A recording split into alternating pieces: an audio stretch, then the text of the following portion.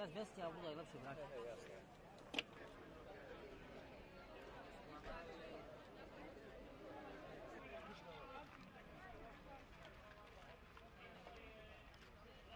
Sa mi vidí, že by bolo najlepšie, že by to zrobil spravodlivo všetko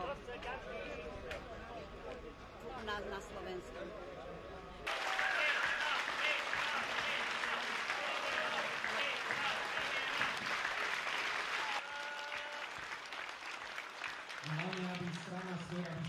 Mier je jediné riešenie. A ja odmietam,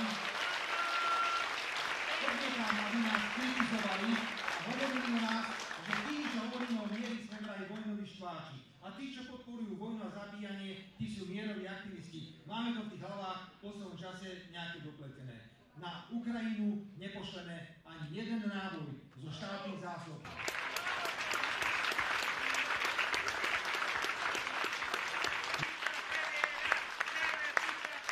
Ďakujem pekne vám.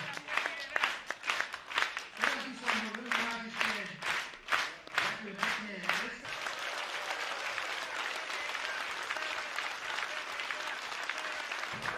Nechceme tie bruselské liberálne experimenty. Nechceme 76 pohlaví. Nechceme zákony pre transsexuálov. U nás na Slovensku rodinu netvorí osoba číslo 1 a osoba číslo 2. U nás na Slovensku tvorí rodinu mamička, otecko a detičky. A tak to musí ostať.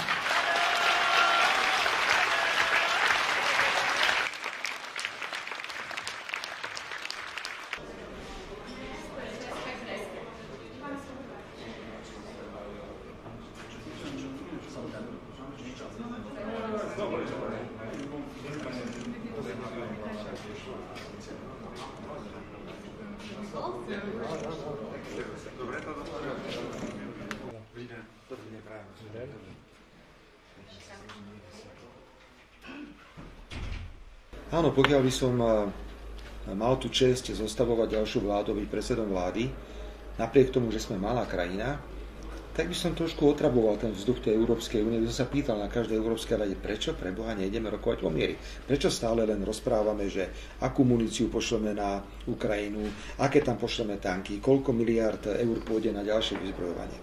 Po druhé, otázka protiruských sankcií, veď už trošku dajme do toho sedliacky rozum.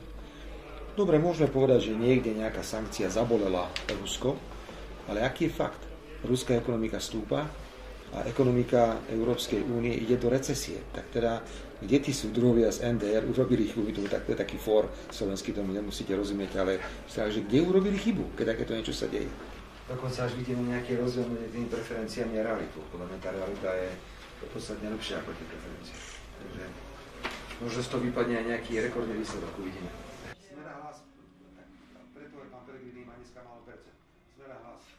A je naivné si myslieť, že Rusko odíde z Krymu.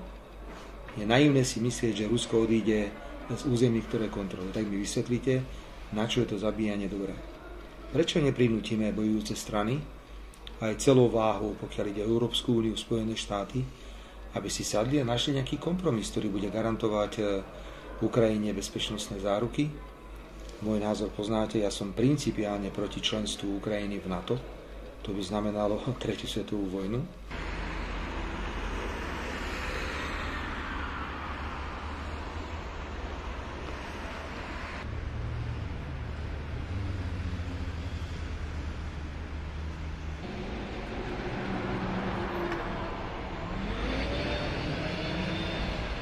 Tých, ktorí nakradli.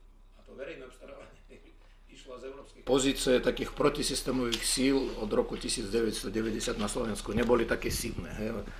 Je to konsolidovaná podpora, je to proste Rusko, ktoré teda im pomáha. Ľudia sklamaní z tej poslednej vlády, takže všetko je problematické.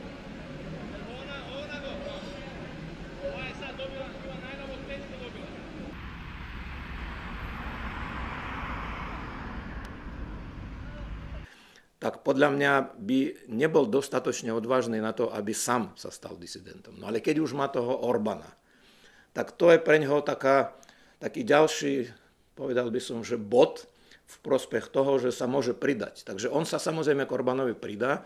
On je dnes veľmi autentický. On je naozaj proruský, on šíri proruské naratívy.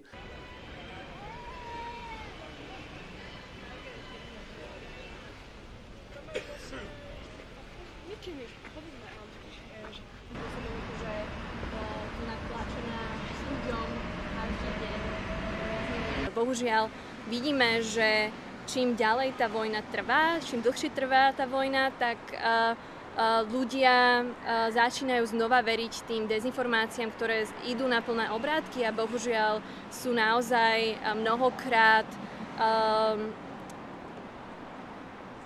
sú to politickí predstavitelia, ktoré šíria tieto dezinformácie.